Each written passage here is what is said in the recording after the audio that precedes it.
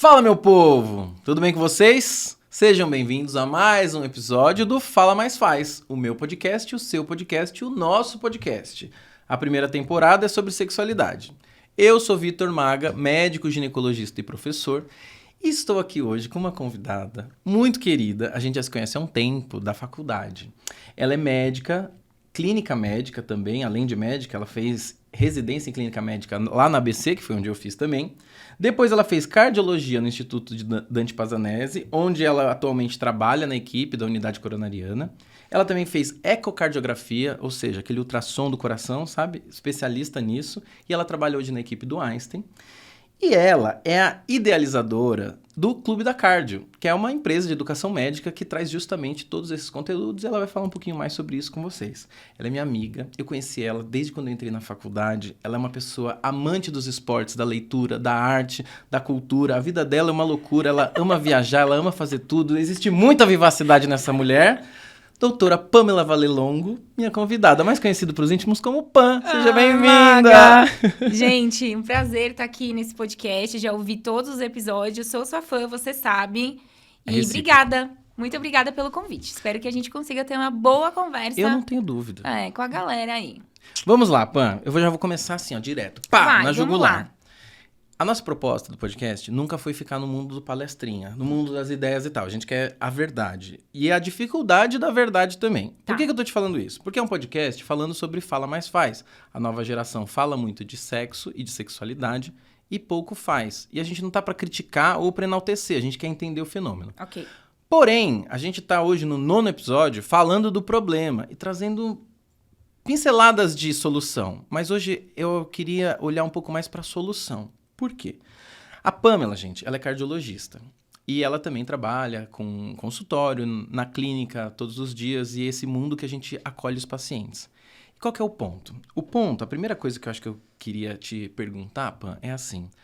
Você sente no consultório que a gente tem muita dificuldade para que os pacientes mudem de comportamento? Sim, temos muita dificuldade, Maga. E uma das primeiras coisas que eu gosto de pensar é que, assim como é difícil para que eu mude vários hábitos que eu gostaria de mudar, é difícil também para os pacientes. Então, a gente, cardiologista, tem ali um rol de perfil de pacientes que faz parte do tratamento mudar o estilo de vida. Então, imagina só, a gente tem um paciente que teve um infarto, colocou um stent, uma molinha lá na coronária para deixar a coronária aberta. E aí, o que eu preciso fazer para esse paciente? Ele precisa tomar clopidogrel, estatina, enfim, medicação básica que ele vai precisar. Mas o outro remédio que eu falo para eles é fazer atividade física, reduzir a ingesta de gorduras saturadas e etc. E aí, como que é difícil intervir nessa parte da rotina? O remédio, eles até entendem e vão tomando, entendem que precisa tomar. Você explica que senão o stent pode entupir, etc. E é muito risco. E como é que faz para eles mudarem o estilo de vida? Essa é uma grande dificuldade. Na residência médica, a gente acaba tendo pouco tempo para trabalhar esses aspectos humanos. Entender a rotina do paciente. No consultório, eu sinto que eu tenho mais tempo. Até você, como também atendendo suas pacientes, acho que a gente consegue ter um pouco mais de tempo, entender um pouco mais a dinâmica, o perfil daquela pessoa e fazer pequenas sugestões. Eu acho que uma das coisas que eu posso te responder já é pequenas sugestões de mudanças, não mudanças extremamente bruscas. Logo no começo, e dá tempo da nossa relação como médico-paciente ganhando corpo, para que a gente possa realmente chegar lá no que o cardiologista vai me entender, que a gente prescreve muito, assim, mudança do estilo de vida. A gente escreve no prontuário, MEV, estatina, clopidogrel. E essa tal da MEV é a mais difícil. Eu tenho essa sensação também, porque quando a gente fala de sexualidade, e daí a gente tem discutido muito libido. E como que a libido volta?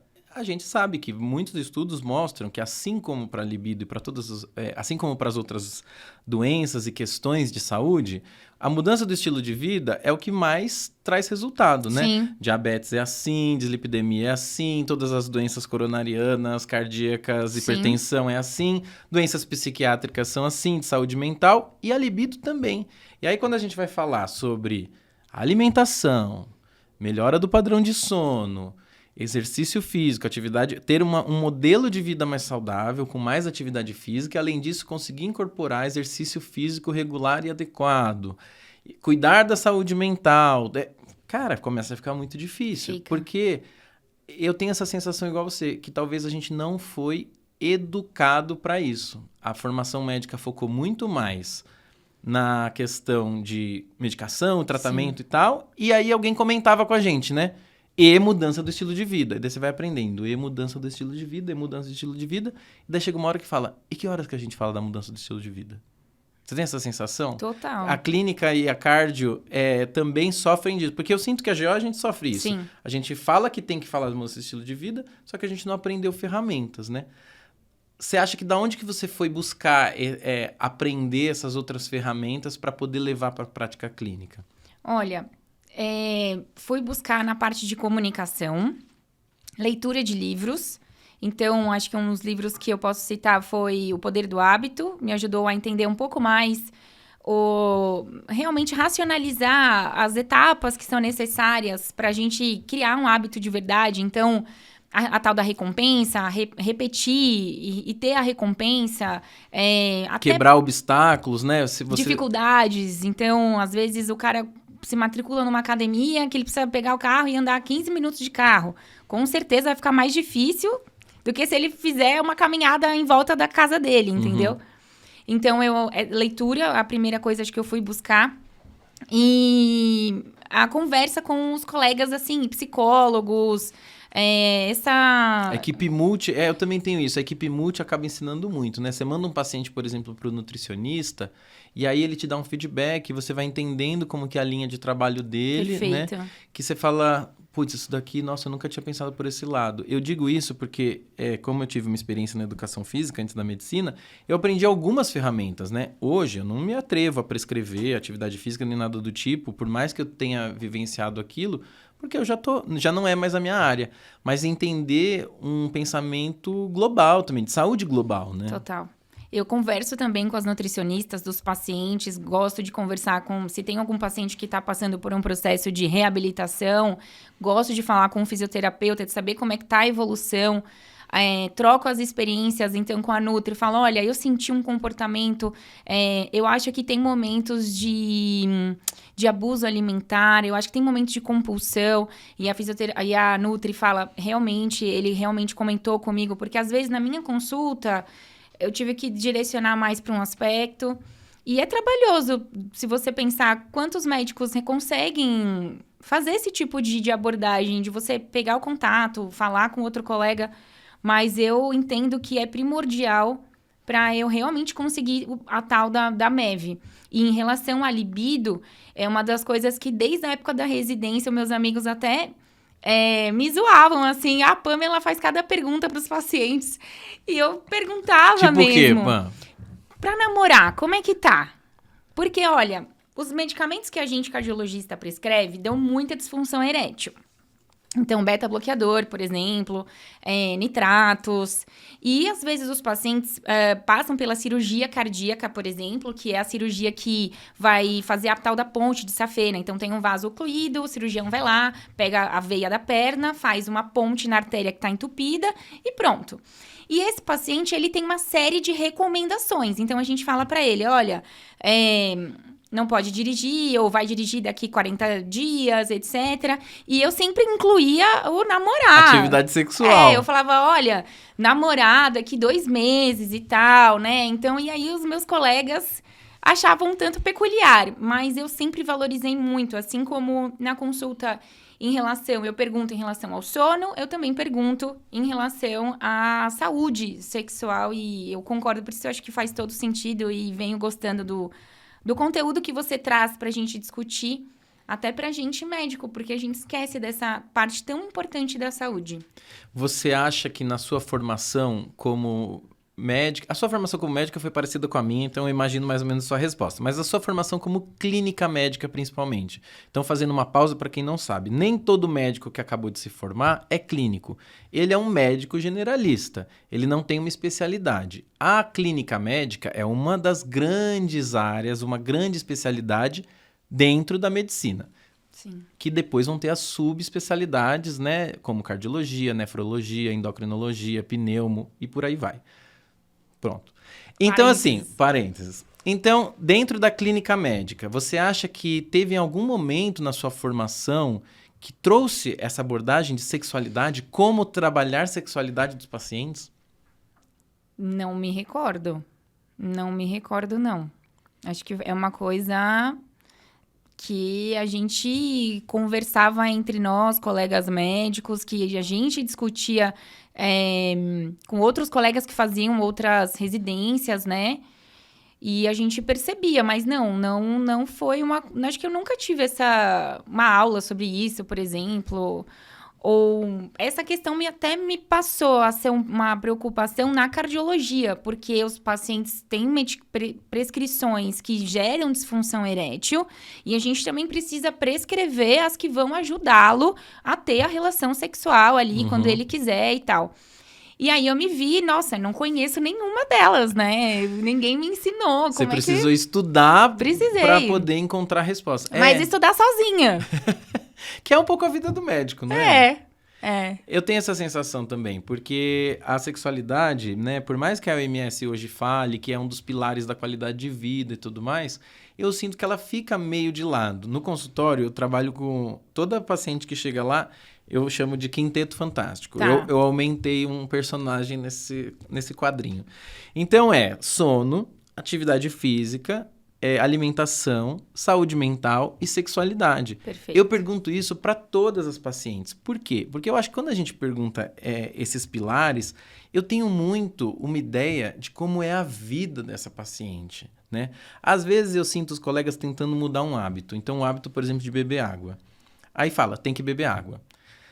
Eu sempre dou esse exemplo, acho que eu dei esse exemplo já 1 milhão de vezes. Mas é porque eu acho que é um exemplo muito bom. Todo mundo sabe que tem. É raro você encontrar alguém no ano de 2023 que não saiba que tem que tomar 2 litros de água por dia. A questão Inclusive, deixa eu beber minha água. A questão é como a gente faz isso. Então, uma estratégia que é muito boa é, por exemplo, perguntar para a pessoa, né? Cadê sua garrafinha? Cadê seu squeeze? Porque se sabe que pessoas que têm um squeeze conseguem, né? Ela beber mais água. E ela sabe quantas vezes ela encheu durante o dia, ela vai criando uma consciência para um hábito, né? Então, eu ainda sinto que isso é pouco trabalhado na medicina, que a gente ainda não foi treinado a conseguir mudar os hábitos, porque demora também na consulta, né? Demora. A gente estava aqui conversando um pouquinho antes de começar o episódio, que eu vivo batendo recordes das minhas consultas. E nem sou geriatra. Eu tava no consultório antes de vir também, e eu saí para buscar meu jaleco para examinar a paciente. E aí eu falei pra secretária, todo mundo se enrola assim, de atrasar muitas consultas e perguntar muita coisa? E daí ela falou assim, todo mundo, mas você mais. Porque eu acho que tem a questão da comunicação clínica, que é justamente de conseguir fazer o quê? De trazer esse alinhamento, né? Deixa eu entender seu dia. Então, às vezes, você precisa, né? Me conta seu dia para eu ver como que a gente vai enfiar uma atividade física aí no dia, né? Total. E eu acho que diversas vezes a gente acaba sendo invasivo com o paciente. Você precisa fazer 40 minutos de atividade física aeróbica 3 vezes na semana. Eu lá sei como é a semana dele. Eu não sei se cabe 40... Às vezes ele tá num momento de entrega de mestrado, trabalhando em 2 empregos, tem alguém da família dele doente. É muito romântico, né? A gente, eu acho que acaba prescrevendo de cima para baixo, assim, tipo, tem que ser assim e é isso. E a gente não ensina ferramentas para aquilo, né? E vai, então, dessa maneira mais assertiva de entender o momento que o paciente tá, o que ele também pode fazer. E, ao mesmo tempo, também, da gente criar a relação para que ele realmente confie na importância daquilo que você tá falando. Porque, como você falou, beber água. Todo mundo fala que beber água é importante. Mas por que ele vai levar a sua orientação a sério. Uhum. Essa relação, ela não é uma relação de bate-pronto. Ela é uma relação construída. Eu tô com um paciente que há 1 ano, eu venho trabalhando com ele essa história da MEV. E agora, finalmente, depois de 1 ano, é que a gente conseguiu realmente colocar ali a hidroginástica. Ele é pai de um grande amigo nosso da faculdade. Conseguimos ali, coloca a hidroginástica 3 vezes na semana e ele conta pra mim como foi. Mas eu tive que ir criando essa relação com ele.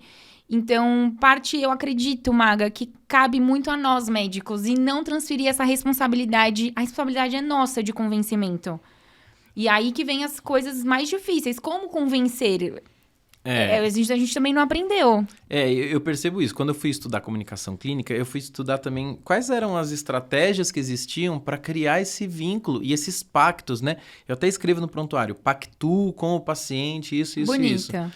Porque Importante. é um pacto. Porque a gente aprendeu a prescrever o remédio. E aí, às vezes, eu não paro para pensar se aquele remédio encaixa. Aí o paciente volta na consulta e fala, não fiz nada que você mandou. Aí a gente aprendeu da bronca. Né? Exatamente. E eu não paro para perguntar por que você não conseguiu cumprir aquilo que a gente combinou. E daí, às vezes, eu tenho uma paciente também, você comentou, que ela já está quase mais de 2 anos comigo. E uma das coisas que eu acho que é mais difícil, que até quero saber sua opinião, é a questão de perda de peso. Né? O tratamento da obesidade, a gente sabe que hoje em dia tem drogas muito modernas, que são muito boas, que auxiliam no tratamento, mas a gente sabe que precisa de uma mudança de estilo de vida. Sim. E eu demorei muito tempo até que a gente conseguisse fazer o tratamento medicamentoso, que ela tinha bastante indicação, porque era uma resistência muito grande dela, porque a gente ainda associa essa ideia da obesidade como eu tenho que merecer emagrecer. Que não é uma doença e que a gente talvez, né? Isso, como se fosse falta de vergonha na cara. Isso. E ela precisava criar vergonha na cara. E eu sempre falava com ela, não é isso. A gente tá fazendo um tratamento contínuo. Mas são mais de 2 anos mudando estilo de vida. E eu sinto que é mudando conceito. Você tem porque você também trabalha com muito paciente obeso, diabético. Sim, total. É uma grande mudança, uma grande parcela de... Você trabalha muito com mulheres, as mulheres a gente traz também essa questão, até muito mais, eu acho, do que os homens, mas a questão da perda de peso, a gente sabe que perder em torno de 5% a 7% do peso corporal, pra gente, cardiologista, tem uma grande importância do ponto de vista cardiovascular. A gente sabe que reduz risco cardiovascular, não importa se ele ainda vai continuar com um peso elevado, digamos assim, mas só dele emagrecer esse tanto, eu já consigo, às vezes, tirar um remédio, eu consigo diminuir a chance dele infartar daqui 10 anos. Agora, como fazer isso? Então, realmente é difícil, mas, como você falou, demanda tempo e entender os conceitos que aquela pessoa traz consigo em relação ao próprio corpo, sem ferir ninguém, porque... Quantas vezes eu já me vi agora, com 10 anos de formada, eu acho que eu olho pra trás, eu falo, poxa, tem algumas consultas que eu me lembro. Eu falo, nossa, não precisava ter falado desse jeito. Ou a bronca, você falou de uma bronca, né? Eu me lembro muito bem de uma bronca que eu dei num paciente. Não me orgulho disso, estou contando, porque faz parte aqui. Pra todo mundo aprender junto. A gente tá se colocando numa posição vulnerável, porque a gente não é herói de ninguém, né?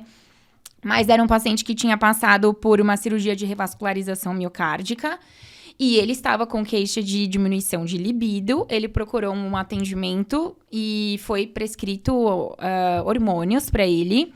E ele não contou para mim. Eu acompanhava, ele não contou para mim.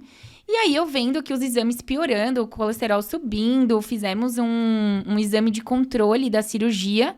E a cirurgia, assim... dava pra ver sinais, como tem muitas pessoas que não são cardiologistas, né? Eu tô falando aqui, então dava pra ver sinais de que a cirurgia já não estava mais tão boa, aquela ponte já estava começando a ocluir. E conversa vai, conversa vem, e eu falando, perguntando, precisei de 1 hora até ele soltar que estava fazendo a reposição do hormônio. E aí, eu não estava preparada, eu reagi e foi uma bronca e ele falou, olha, doutor, eu já trabalhei como PM e a senhora me deu a maior bronca. A senhora me deu a maior bronca que eu já levei na vida. Eu acho que não foi bom, mas a gente dá risada agora. Mas eu me lembro dessa consulta e falo, poxa, se fosse hoje, eu faria diferente, né? Mas terminou a consulta, ele pediu desculpas, ele falou que ele não sabia que fazia tão mal pro coração. Ele foi procurar porque ele estava com queixa de diminuição de libido. E, enfim, tivemos que mandar ele pro cateterismo para ver, afinal, como é que estavam as pontes aí do coração. Então, eu sinto que grande parte, Maga, é nossa. E eu acho que você, com essa parte de comunicação, tem muito para somar, sabe? Da gente se despir dessa posição, às vezes, ali no topo. Eu sei como faz, eu sei como é. Até da positividade, que você também comenta muito, aquela positividade tóxica, né? Então, não, a gente também tem nossos dias péssimos. Tem dias que a gente não consegue fazer a nossa atividade física. Então, tem muita parte que é do médico. O médico precisa trabalhar essa... Porque eu acho que é isso que você falou, né, Pan? É muito difícil a gente ficar no equilíbrio ali, numa coisa... Porque ou a gente entrega de vez e deixa de cuidar da saúde, ou então a gente acaba entrando na questão da positividade tóxica, que é essa cobrança que existe por um modelo de saúde impecável.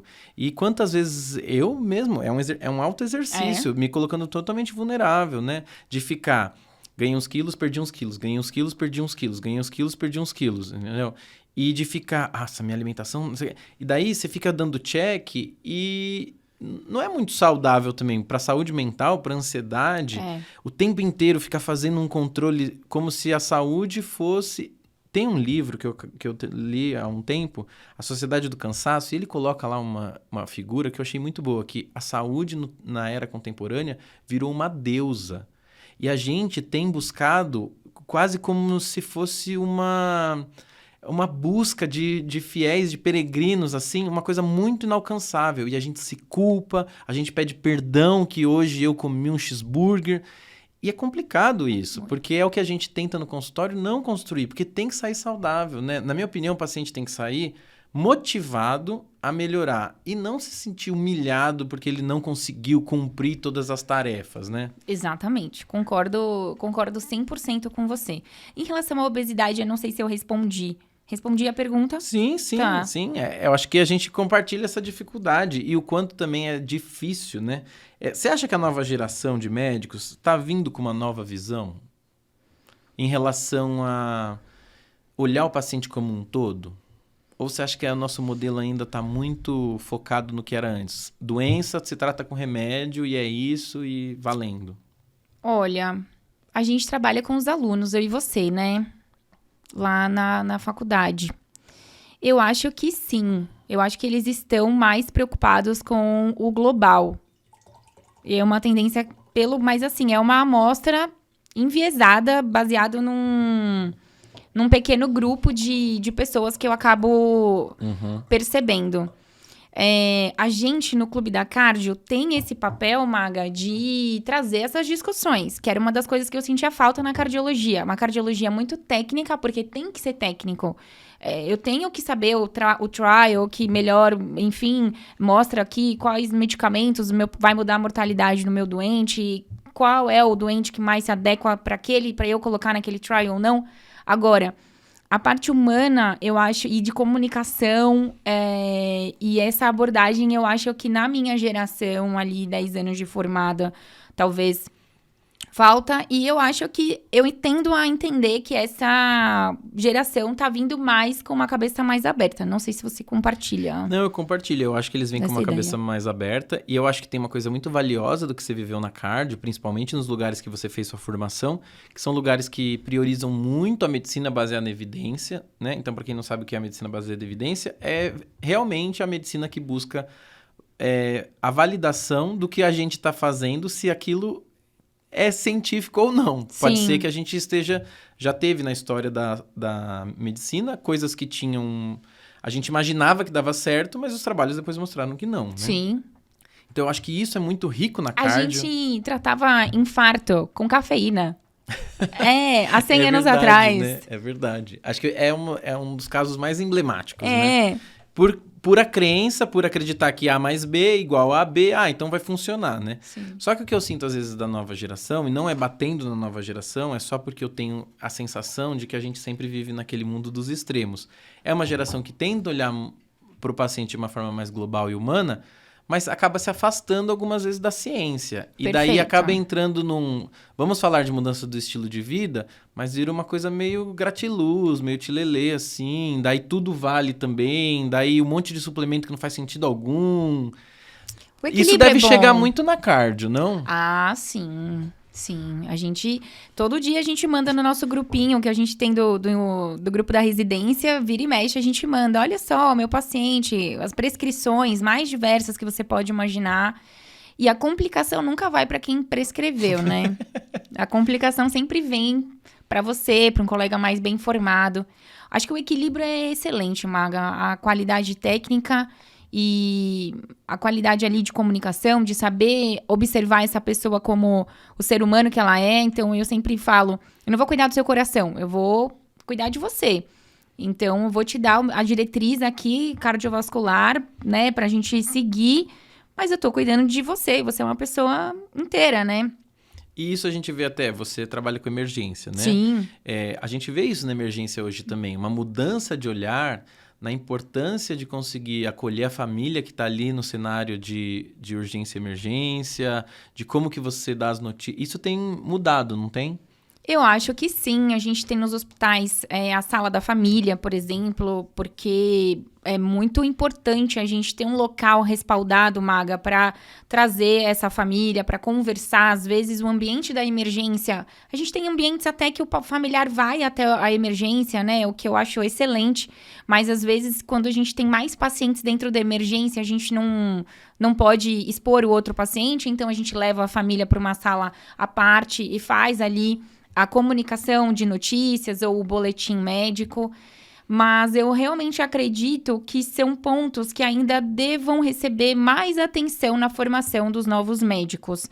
Por isso, ali o clube está ali batendo a tecla e você também... E tem o curso, né? Temos o curso, o SAFER, o curso de emergência cardiovascular do Clube da Cardio. É um curso diferente porque, além da parte técnica, Maga, que a gente traz com alto nível, todos nós cardiologistas, formados por uma grande instituição, a gente se preocupou de trazer colegas como você, muito bem formados e que possam nos auxiliar a discutir temas extremamente importantes no curso. O Maga faz parte do módulo de habilidades emocionais.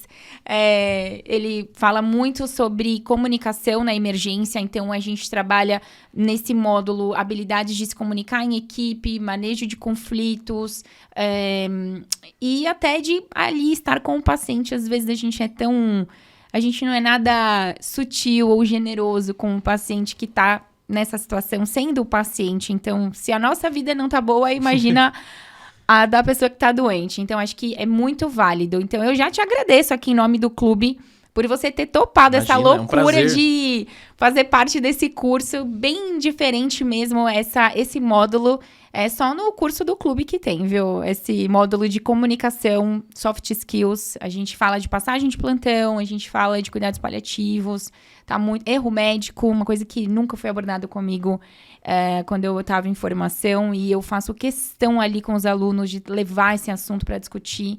Você vai errar. O que é que você vai fazer com esse momento em que você vai errar? Você vai se culpar? Você vai aprender com ele? É uma mudança de paradigma, né? Eu acho que a gente está trazendo uma mudança de paradigma na formação do médico, de sair do médico herói e trazer um médico que ele é um ser humano. Porque a gente ouve muito no dia a dia as pessoas falando, porque a profissão de vocês não pode errar, né? Aí, dependendo do cenário, da roda, eu até falo, gente, isso aí é uma ilusão. Daí, eu tô aqui, eu falando, os médicos erram? Sim, os médicos erram. E lógico que tem erros leves, moderados e erros graves. A gente faz um esforço para que a formação seja o melhor possível e que não existam erros graves, né? Mas ninguém consegue, porque o grau de tensão, de responsabilidade, de atenção, de conhecimento técnico é sempre muito alto. Sim. Né? E acho que a gente está mudando o paradigma para que o médico consiga ser mais humano e diminui o erro até quando ele entende que ele não consegue fazer aquilo, né? Dele poder olhar e falar... Eu acho que é importante a gente falar isso, porque teve um caso recente que aconteceu. Sim, muito grave, né? Muito grave, muito que acho que triste. está toda a comunidade médica muito chateado, do médico cirurgião, que teve uma criança que acabou falecendo durante o procedimento. E ele foi culpado, né? Culpabilizado, não sei qual que é a melhor palavra, sentenciado pela justiça como se tivesse sido um homicídio culposo. Acho que foi isso, né? Eu acho que a notícia era que ele foi indiciado pela... Indiciado. Ele foi acusado, ele não tinha sido julgado. Ainda não foi julgado. Não. Que bom. Mas, infelizmente, acabou, né, muito triste e ele acabou se suicidando. Então, foi muito triste o que aconteceu e... ele era um cirurgião cardíaco, um cirurgião pediátrico, então... Porque fica no imaginário das pessoas que o médico não pode errar, né? Nem ficou configurado nada que teve erro médico, na verdade, Exatamente. No caso dele. No caso dele foi... uma complicação de um procedimento Isso. que está prevista. Um cateterismo, Maga, a chance de óbito ou de complicação, ela beira 2 a 3%. É alto, né? Dependendo do lugar, mais. Dependendo do lugar, muito menos. Mas uma cirurgia cardíaca, 3, 4%, a depender do lugar. Então... Se vocês não manjam muito de matemática, saibam que esses números que a gente está falando são altos para risco, né? Os trabalhos americanos ou europeus, quando falam cirurgia cardíaca, o risco de óbito, por exemplo, é em torno de menos de 1%. Então, quando a gente está falando de 3, 4%, é um risco considerável. E só que quando passa por quando você está... mesmo que seja previsto, o médico ele vai se sentir culpado. Sim. E aí, o meu ponto de discutir é o que é que você vai fazer com isso? Tem um colega canadense que ele tinha um programa de rádio, chamava Black Coat, White Coat, Black Heart. Jaleco branco, magia negra, né? Uhum. Algo do tipo. E ele convidava as pessoas, era um episódio de rádio, na época não existiam os podcasts. E ele convidava as pessoas ele começava a entrevista... Me conta o seu maior erro. Então, os colegas médicos ficavam super desconfortáveis. E depois iam conversando, e ele ia também contando. Ele conta era um vídeo do TED, ele conta um dos maiores erros que ele teve. E eu acho que faz parte no curso, eu tenho uma aula que a gente discute isso, abraçando esse momento do médico que vai errar, porque a gente é ser humano. A gente não quer errar, mas a gente pode, sim, incorrer em algum erro diagnóstico. Eu discuto situações que fazem a gente errar mais, situações que podem nos auxiliar a errar menos. Então, é muito, muito importante. E nesse curso Safer, a gente tem esse módulo que não tem nenhum outro. E é legal isso que você traz por conta da mudança do paradigma, porque é mostrar para o paciente que existe uma responsabilidade do médico e existe uma responsabilidade do paciente, né?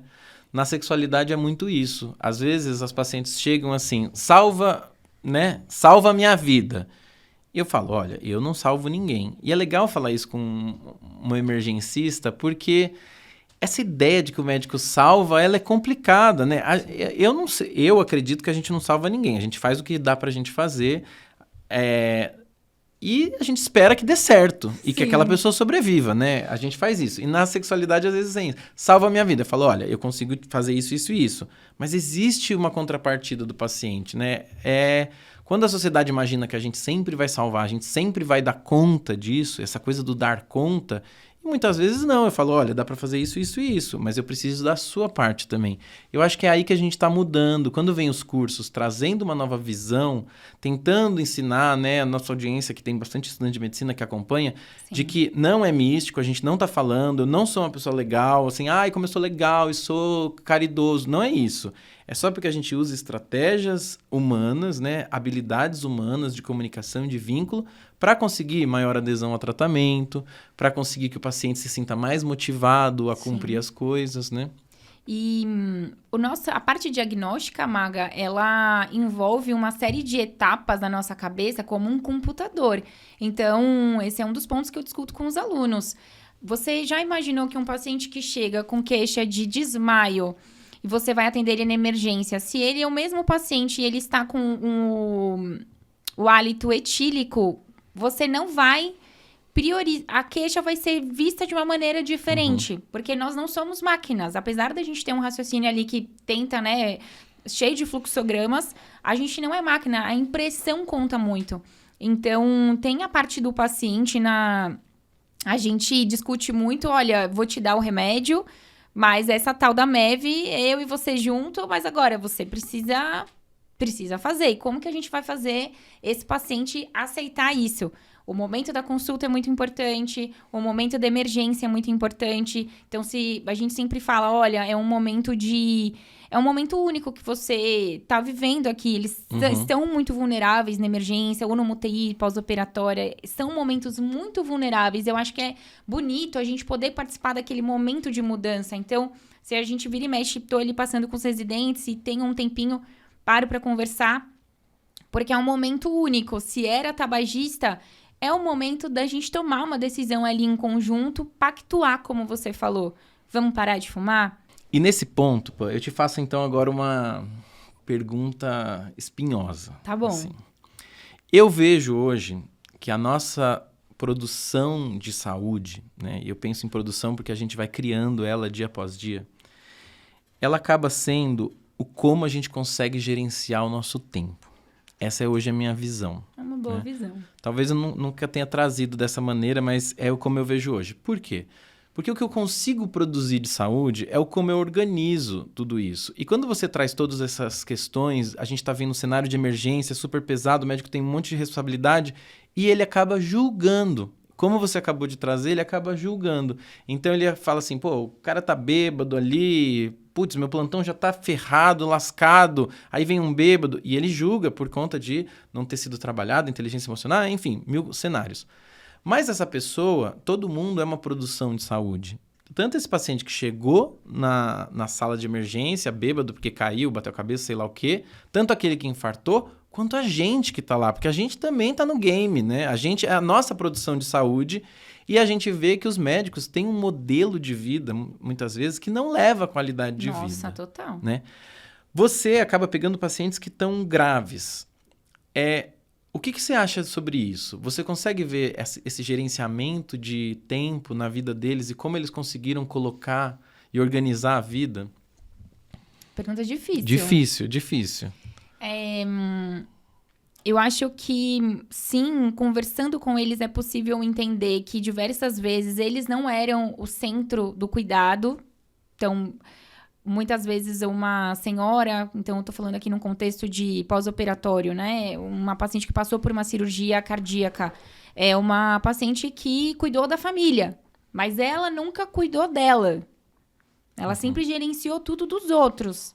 Mas para ela, nunca teve tempo. Então, aquele momento da oportunidade que eu tenho de conversar com ela é o momento que ela tá pensando, que ela realmente percebe que ela precisa cuidar dela. Agora vai ter o pós-operatório, que é um momento também muito delicado depois da cirurgia cardíaca. A gente tem alguns momentos de eles ficam mais tendenciosos a um humor um pouco mais deprimido. Foi um momento muito de mudança, a vulnerabilidade ali do momento. Outros homens também, a gente percebe, são grandes mudanças que a gente vai ter a partir daquele breaking point ali, turning point da vida. E sim, é possível, e eu trago essa questão pra gente, como você bem colocou. Acho que nesses anos de residência, a minha rotina, ela era uma rotina bem adoecedora. Não tenho dúvidas, tanto é que a gente fica com privação de sono devido aos plantões, consumo excessivo de café, energético. A pizza da residência. Pizza da residência, Piacello. Um beijo. A gente tem ainda lá, os residentes a gente sempre pede no mesmo lugar, então... Eu sei, é famosa. Essa pizza aí é famosa. Então, sim, olha, eu acho que na residência de cardio, teve a pandemia, eu consigo dizer que eu ganhei cerca de 10 quilos. Então, foi realmente adoecedor. Você observa isso pela mudança do seu corpo, né? Então, eu trago isso pra gente. E aí, eu sempre trago isso pra gente e de volta pro paciente. Se foi difícil pra mim mudar, que dirá pro meu paciente, a gente vai ter que dar ferramentas pra ele e com amor, com carinho, sem impor nada. Eu acho que você fala uma coisa muito legal, na maioria aí dos momentos de fala que você tem, é do respeito ao paciente. Eu acho... A gente vem muito com julgamento e, na verdade, eu percebo com a experiência que a gente tem que respeitar as opções. Eu tenho um paciente que fala, doutora, eu não quero parar de fumar. Uhum. E eu falo, tudo bem, eu vou estar com você. Entendeu? Uhum. É melhor eu com ele... Redução de danos, né? Exato. É melhor eu com ele dando estatina, prestando atenção ali, fazendo os exames. Qualquer momento que ele tiver uma oportunidade, uma deixa, eu vou entrar e a gente vai iniciar o processo de cessação. Mas eu acho que a gente tem que respeitar o paciente, sabe, Maga? E é do negócio de que não é porque tem que fazer alguma coisa que a gente consegue fazer, né? Não Você fez aí um processo de autorreflexão que eu acho que todo médico, todo profissional de saúde deveria fazer, porque é muito fácil quando a gente julga a vida do outro, né? Então a gente vê uma pessoa tabagista, uma pessoa obesa, uma pessoa alcoolista, e que seja, o que for, né? Ou essas doenças que a gente sabe que o modelo de vida que a pessoa teve influenciaram também, então pressão alta, várias cardiopatias, diabetes, enfim. A gente tem muito essa tendência a julgar, né? E aqui não é para ser palestrinha, não. É o contrário. A gente vai julgar o tempo inteiro, mas a gente tem que fazer um exercício de falar, pô, eu tô julgando a vida da pessoa, mas eu consigo dar conta da minha, né? Será que é possível esse modelo super... E daí eu acho que é um exercício que a gente vai fazendo com os alunos, e um autoexercício. Total. E na sexualidade é isso. A ideia de trazer você aqui foi justamente pra gente conseguir mostrar para as pessoas também, porque a gente tá discutindo sexualidade. Sim. Por que a gente tá discutindo sexualidade? Porque o modelo de vida que você vai ter vai também preparar essa máquina aqui que você carrega todos os dias para lá e para cá. Porque para sexualidade normalmente envolve o corpo, né? A gente sabe que envolve muito da mente, mas também envolve esse corpo. E eu vejo que como a gente acaba não se colocando como centro de cuidado, e eu vejo isso nas pacientes, né? Acaba acontecendo isso. Sim. Esse corpo começa a pedir arrego e falhar e começar a ter umas doenças. E não é para culpabilizar alguém, de falar, você só é hipertenso porque você não se cuidou. Não. A pessoa fez aquilo que ela conseguiu fazer muitas vezes e muitas vezes não tinha informação. A gente vê que a falta de informação adequada também leva as pessoas a terem um modelo de vida não muito saudável, né? Total. Nós não somos exemplos disso, porque nós temos orientação, mas os nossos pacientes, de maneira geral, sim, isso faz toda a diferença. E a questão da sexualidade, ela é importante, porque ela é uma energia muito boa, né? Que pode ser trocada, pode ser cultuada com você mesmo. E, às vezes, a gente esquece de lembrar, né? O paciente também disso. E a gente, cardiologista, tem mais dificuldade de acessar esses assuntos. Os homens talvez tragam mais pra gente, sabe, Maga? Uhum. Por conta da disfunção erétil, como eu comentei. E, às vezes, eles têm medo de tomar estatina porque eles viram em algum lugar que pode dar disfunção erétil. Eu falo, olha, é exatamente o contrário. Porque assim como o colesterol gruda lá no coração, ele pode grudar nas artérias do pênis, nos vasos do pênis. E aí tem mais dificuldade ainda. Mas...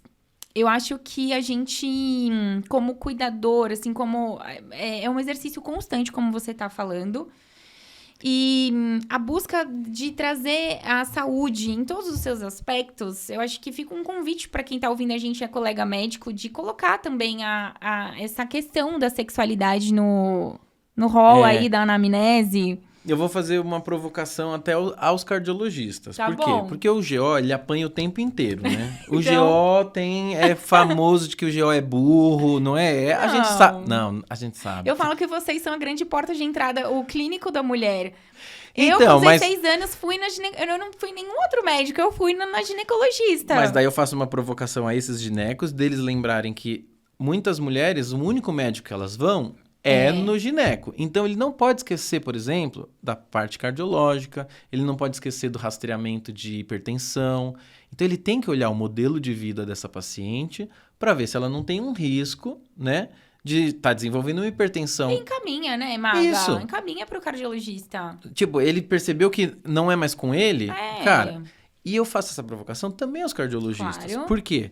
Porque eu sinto que vários pacientes, o único médico que eles vão é o você cardiologista. tem razão. Então, talvez os cardiologistas também precisem fazer esse raciocínio de falar, putz, essa mulher...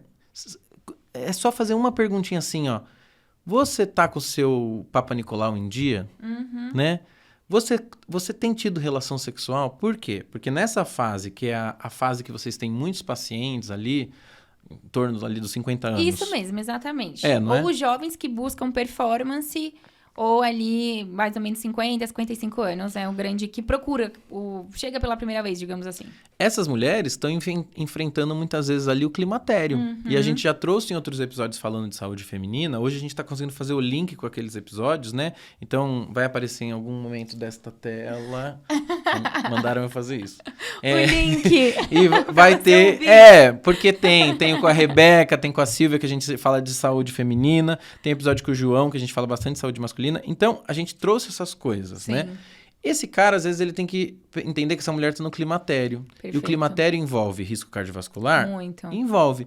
Mas envolve também saúde mental. Envolve secura vaginal, dificuldade em ter relação. Sim. Envolve que, às vezes, ela tá num relacionamento todo cagado. A síndrome do ninho vazio. Os filhos acabaram de sair de casa. Ela tá se sentindo um lixo. E aí, ela abre mão de tratar a hipertensão de base que ela tem. E aí, então, eu faço essa reflexão aos colegas, né? Pô, existe muita mulher ali, existe muita coisa, Sim. né? E é importante. Se você, assim, se é um cara que fala, putz, eu não dou conta, Maga, como que eu vou discutir? Só pergunta e encaminha, né, Maga? Exato. Eu concordo total com você. E digo mais, que a gente da cardiologia tem cada vez mais, no mundo, feito núcleos de estudo da mulher.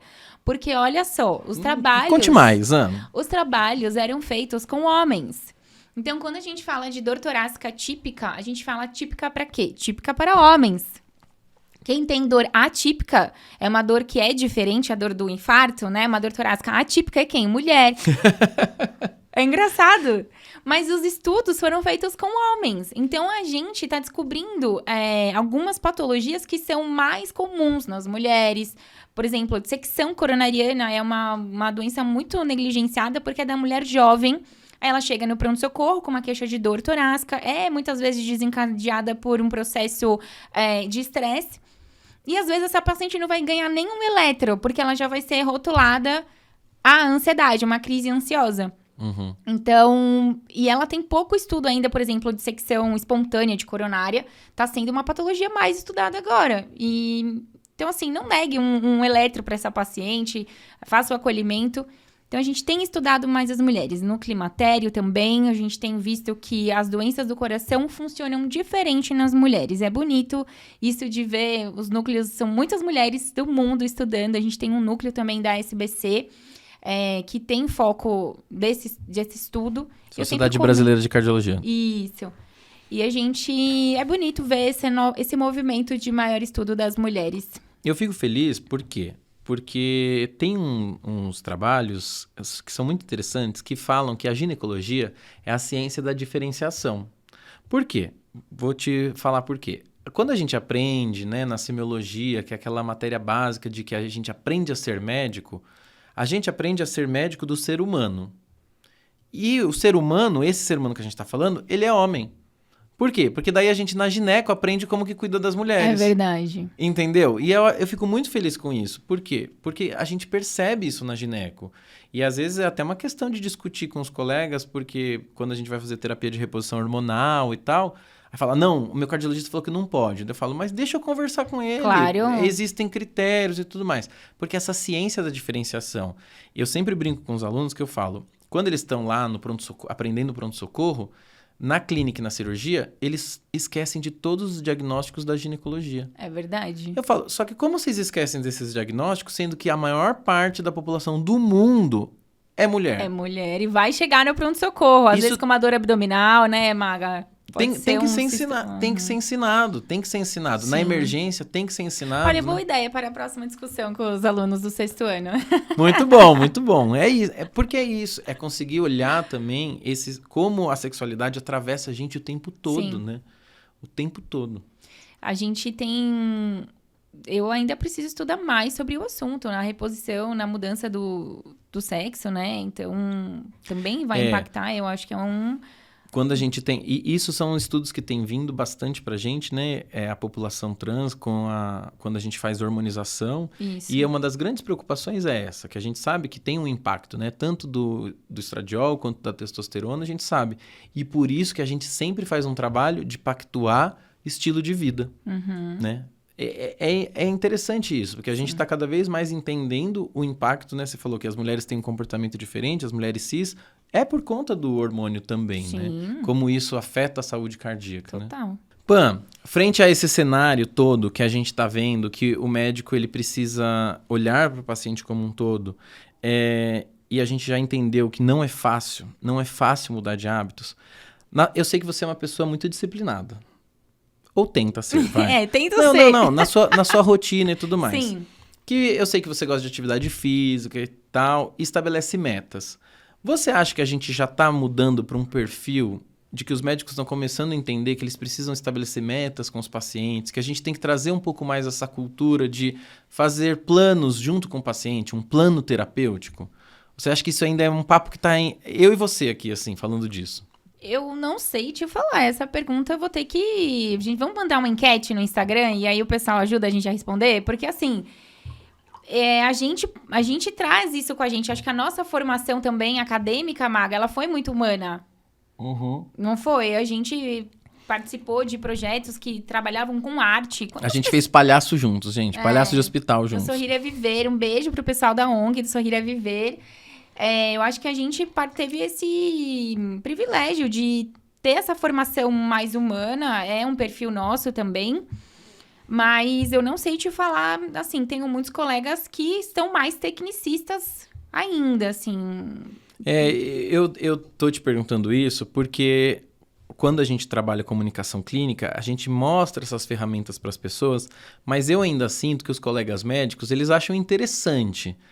Mas, ao mesmo tempo, eles acham interessante, mas eles não acham que eles devam gastar o tempo deles tentando desenvolver mais a relação médico-paciente, né? Que foi uma das primeiras coisas que você trouxe. Você falou assim, eu preciso, no momento de consulta, dedicar uma parte dela para a relação médico-paciente. Porque quanto mais tempo eu vou tendo, quanto mais tempo eu estou acompanhando aquele paciente, a gente vai conseguindo pactuar coisas e desenvolver coisas, né? Total. Então, eu concordo com você. Eu acho que existe agora já uma abertura, mas acho que colocar em prática de verdade, eu vejo pela formação. A gente não discute isso na formação. Eu converso com meus amigos do clube, eu percebo, como a gente tem o Brasil inteiro ali envolvido, eu percebo que tem iniciativas acadêmicas de faculdades mesmo, não a iniciativa dos alunos, mas a iniciativa da faculdade de trazer comunicação, psicologia, filosofia... Uhum. A gente, entendeu? Ser médico faz parte, tem tudo a ver com linguagem, tem tudo a ver com cultura. Então, a experiência que eu tive, falando de cultura, a experiência que eu tive quando eu fui ser voluntária lá no Abaré, que é o barco de saúde básica fluvial lá no Pará, me trouxe muito essa questão da cultura, como é diferente cuidar no sentido integral da palavra, não é a mesma coisa aqui em São Paulo do que lá numa comunidade ribeirinha do Rio Tapajós. É diferente. E a gente vai precisar entender, ter essa competência de entender diferentes cenários para justamente conseguir criar pactos diferentes nos tratamentos. Total. Né? Total. O momento da consulta é muito importante. A gente é muito abordado. Muito abordado. Doutora, fiz um exame, olha o meu eletro. Fiz um teste ergométrico, dá uma olhadinha aqui. Fiz um eco, tem um prolapso da válvula mitral. Antes da entrevista. Já rolou aqui, já rolou abordagem. Aqui, Então, a gente é muito abordado. E eu falo, as pessoas acham que ela quer mais um paciente pro consultório. Não é isso. Também é isso, mas não é só isso. Eu valorizo muito o momento da consulta. Eu provoco, às vezes, né? Eu também estou sem médico, né? De alguém que olhe para mim de forma global, como um todo, e faça essas perguntas de alimentação e tudo mais, porque entendo que eu não posso ser meu próprio médico. E eu provoco as minhas amigas gineco, né? Porque eu falo, quem que é seu gineco? Daí elas falam, bom. Não, eu peço para alguém aqui, coleta o papa. Daí eu falo, mas o seu trabalho é coletar papa? Porque se alguém virar pra mim e falar que o meu trabalho é coletar Papa Nicolau, eu vou ficar muito ofendido. Sim. Só que a gente acaba fazendo... As meninas, eu não coleto papa. Claro. Mas elas... E daí eu vejo que pega, né? Elas falam, putz, eu preciso de um médico. Então, é sair mesmo do lugar de palestrar e de falar o que as pessoas devem ou não devem fazer. Não, é fazer um exercício mesmo, autorreflexivo, de falar, cara, o que eu tô fazendo com a minha saúde, né? Como que eu tô organizando o meu tempo para que caiba tempo para mim? E pode ter algum momento da vida que você vai olhar e vai falar, cara, eu tô para prestar um concurso. Exato, os pratos vão cair e é isso. Exato. E depois eu recupero eles, né? Todo mundo já passou por isso. Você fazer prova de título, eu também fiz prova de título. Nossa, o mundo podia terminar, que eu só queria fazer a prova. Então, eu não prestava atenção em mais nada. Nesse momento, eu deixei a atividade física de lado. Não recomendo, viu, gente? Deixar a atividade física de lado, mas às vezes é o que dá, né? Aconteceu comigo. Eu tinha ali 2-3 semanas pra dar aquele boom de estudo, aquele sprint final para a prova de título de eco. E me vi ali mergulhada, falava, não, se eu 1 hora... Mas teria me feito melhor o exercício. Mas eu não tive energia. E é isso, e é tudo bem, entendeu? Isso é muito legal de falar, porque às vezes o pessoal que acompanha no Instagram e tal, e às vezes as pessoas me fazem muito essa pergunta. Como você dá conta de fazer tudo que você faz? Eu falo assim, que eu não dou conta de fazer tudo. Exato. Tem muita coisa que eu tô entregando que eu não tô muito feliz com a entrega, entendeu? Esse é o primeiro ponto. Eu acho que é importante ter essa vulnerabilidade. Outra aqui, eu tô sem praticar atividade física desde o começo do ano, porque... Vamos marcar uma consulta comigo agora. Por favor, já marca. Não, é verdade, é importante trazer, eu acho que essa vulnerabilidade, Sim. porque senão fica parecendo que é só... A gente 100%. não tem mais a idade pra acreditar que tudo que eu quiser o cara lá de cima vai me dar. Sim, entendeu? Não dá, não é assim, não é simples, não dá pra... Eu consigo fazer várias coisas porque eu tenho uma agenda extremamente louca, assim, que eu anoto item por item do que eu preciso fazer. Mas aí, nesse momento que eu tô, momento de carreira e tal, eu falei, putz, alguma coisa vai ficar pra fora. E começa a incomodar. Sim. E às vezes você não consegue romper. E daí por isso que às vezes é importante procurar um profissional, porque fala, olha, quando você procura um profissional, você já deu o primeiro passo, né? Já. Percebi que preciso mudar de vida. Perfeito. Então o que eu faço, né? E aí nesse momento vocês têm a Pâmela, tem a mim, tem vários outros profissionais que a gente pode indicar pra vocês. Mas eu acho que é pra isso também, e é né? respeitar o momento, Maga. O Maga falou, eu gosto muito de fazer atividade física, faço muitas coisas, e isso acabou sendo até motivo de também adoecimento, porque eu entrei num burnout, tive um momento de burnout no final da residência de eco. Não me orgulho disso, eu tô aqui pra falar pra vocês que acontece com todo mundo. Porque a gente gerencia uma empresa nossa, que é o Clube da Cardio, tenho minha família, o trabalho em si remunerado, o trabalho da residência, provas de título pra fazer. A gente é humano, então... Só de ouvir tudo, Você não né? cansou? Sabe? Então cansa, assim. A gente tem um filho canino, né? Eu também tenho, você também tem. Então, eu acho que alguma coisa a gente acaba deixando nesses momentos. Esses momentos, eles fazem parte, eles são momentos onde você não vai conseguir lidar com todas as frentes, dar o check em todos os momentos. Agora... Ele deve ser passageiro e você deve procurar ajuda. Eu procurei ajuda, tenho minha terapeuta, meu psiquiatra. Eu acho que isso também é muito importante de falar para nossa comunidade médica. Se você não tá legal, se você não tá... procure ajuda. Porque você precisa também de um cuidado. Então, vá e se cuide. Né? Essa pressão de dar conta o tempo todo de tudo, e porque a pessoa fica muito colada na ideia, aquilo que a gente já discutiu aqui, que a sociedade, né, espera que a gente seja o herói, que a gente seja, eu chamo de o mito do herói da saúde, porque não é, a gente não é herói de nada, entendeu? Cara, eu sou o cara que cuida da minha vida, é isso, entendeu? E tento ser uma ferramenta para auxiliar no cuidado, coordenar o cuidado do paciente, mas não tem como a gente assumir toda essa responsabilidade. E são momentos de vida, né? Uma pessoa que está passando por um momento de urgência, emergência, então esse cara que sofreu ali um evento agudo, rapidamente as coisas acontecem, ele já tem que operar, e daí ele faz a cirurgia, vai para a unidade coronariana, se encontra com você, talvez naquele momento, realmente, a sexualidade dele vai ficar para um segundo plano. Exato. Mas a gente vai ter que entender que depois disso ele vai se recuperar e a gente deve tentar olhar como um todo, como que está a qualidade de vida, né? Qualidade de vida, perfeito. Qualidade de vida, isso é muito importante. O médico que se cuida melhor do seu doente. Isso também é outro ponto. Hoje, a gente se cuidando melhor, a gente vai cuidar melhor do nosso doente. E ter essa visão eu gostei do seu Quinteto Fantástico. Adorei. Você gostou? Adorei muito. Vamos levar, pessoal. Deem crédito. Mas porque se você... Pra sua anamnese, assim, no consultório, não perder nada, né, Maga? Atividade física, alimentação e sono, provavelmente vocês já discutem. Sim, sim. Né? Porque... Sono tem muita gente que não. E a gente tem muita doença cardiológica relacionada ao sono. A apneia do sono tem a ver com FA, com insuficiência cardíaca com fração de ejeção preservada. Então, o sono também é distúrbios ansiosos que impactam nas extrasístoles, por exemplo. E até a hipertensão, às vezes por conta, né, de um sono todo fragmentado e tudo mais. Então... Isso daí, a gente já discute. Falta o sono que mas colocar a saúde mental, a importância da saúde mental e põe a sexualidade. Total, e daí, se vier alguma coisa que o cara não sabe resolver, ele encaminha. Eu adoro, eu acho muito bom. E eu adoro um time, né, Maga? Então, eu acho que é um time bom de colegas especialistas ali empenhados em cuidar do paciente. O paciente só tem a ganhar. Sem egos, Ninguém sabe fazer tudo Sem e ninguém, egos. ninguém consegue saber tudo e ninguém consegue fazer nada sozinho. Exato. Pã! Eu amei. Olha, Gostei muito desse papo. eu acho que foi um ótimo papo pra gente conseguir realmente entender, olhar pra nossa saúde, porque se a gente quer ter sexualidade, bem, quer ter libido e tudo mais, a gente também tem que se olhar como um todo, né? Sim. A gente já tinha falado bastante de libido e tal, mas faltava, eu acho que, a gente falar sobre saúde física, sobre corpo e tudo mais. Por favor, dê aqui o momento jabá. Jabá.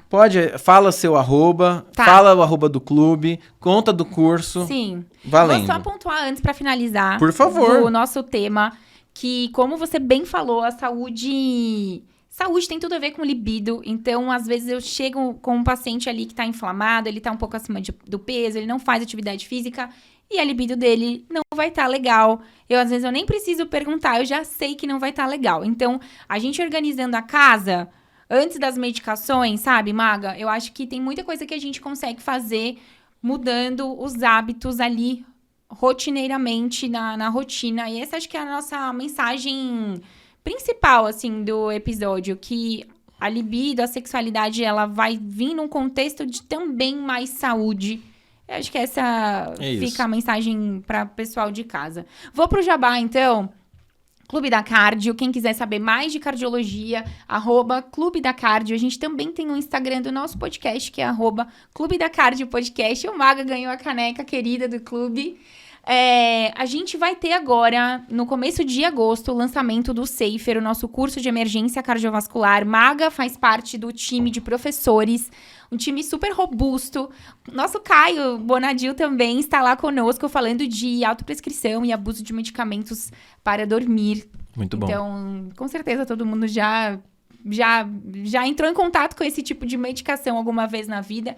O Safer é nosso xodó de curso agora, ele traz momentos técnicos importantíssimos com a abordagem do Clube da Cardio, que visa sempre descomplicar os temas técnicos, e com a nossa abordagem humana, que eu digo pra você que é uma das frentes cardiológicas aí que tem realmente essa abordagem humana, é o Clube da Cardio. Então, o curso tá muito completo. Lançamento em agosto. Maga estará lá também, então a gente te espera lá no Safer. Perfeito. Espero que tenhamos tocado seu coração de forma afetiva e não de forma física. Em física não vai dar, porque é digital, Maga. Não, mas a gente não quer tocar no coração de ninguém. A gente quer que a pessoa se cuide justamente pra gente não precisar disso. Né? Exato, exatamente. E você que gostou, né? Por favor, comente aqui, siga a Pan nas redes, nos siga também, @ovitormaga em todas as redes, em todas as plataformas e tudo mais. Assista o nosso episódio no YouTube, também nas plataformas de streaming, que é pra quem quiser ouvir aí, né? Spotify e tudo mais. E se você quer ser um parceiro, por favor, mande um e-mail para @vec... Eu sou incapaz de aprender, vocês perceberam, né? comercial@vec.com.br para ser um parceiro nosso. E eu gostaria muito de agradecer este estúdio maravilhoso que nos recebeu aqui, Blue Space. Então, se você também tá pensando em fazer... Gente, muito top, viu, o estúdio. Foi bem recebida? Muito bem recebida. E aconselho vir de Uber da próxima vez, porque tem um barzinho interessante, viu? Viu? Ó, a recepção é muito boa. Mas estamos na água com gás. Ainda. Então, ó, se você pretende também, por favor, @BlueSpaceOficial, acompanha nas redes, manda um alô aí, que você pode também vir gravar o seu projeto aqui. Muito bem, espero vocês então. Já temos próximos episódios, não vou contar quem é ainda, mas acompanhem toda semana. Fala Mais Faz. Vejo vocês no próximo. Beijo!